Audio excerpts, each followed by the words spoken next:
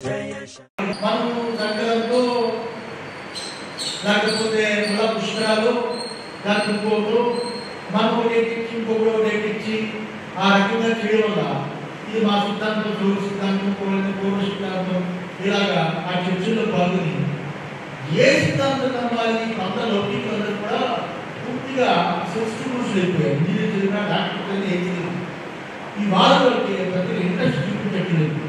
ఆ పూర్వ సిద్ధాంతం సూర్య సిద్ధాంతం అని తెలిసిన వాళ్ళు తగ్గిపోయారు. చూసేవాళ్ళంతా మామూలు సామాన్యులను చూస్తారు. ఇంకొకటి ప్రభుత్వాలు కూడా ఇబ్బంది అవుతున్నాయి. అలాగే మఠాలు పీఠాలు వాటికి కూడా చాలా గైడ్ అవుతుంది. అందరూ దశా నిర్దేశం చేసే పంచాంగ కర్తలు కాబట్టి కొంచెం అందరూ సానుకూలంగా ఈ సంవత్సరం వచ్చే సంవత్సరం కాబట్టి అప్పుడు కరోనా ఉండదు.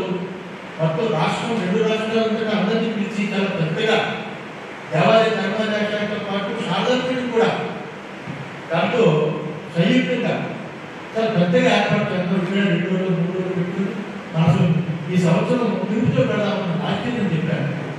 ఆ ఫిబ్రవరి వార్షికోత్సవం పెడదామనుకున్నా కరోనా వచ్చి అయిపోయింది. భగవంతుడు తగ్గితే నెక్స్ట్ పెడదాం. ఈ సంవత్సరం సమన్వయంతో పంచాంగ కర్తలందరూ కూడా పండుగల విషయంలో ఒకే నాటి మీదకి రావాలని మీ పీఠాధిపతిగా విశాఖ శారదా అమ్మవారి సన్నిధిలో మీ అందరినీ కోరుకుంటూ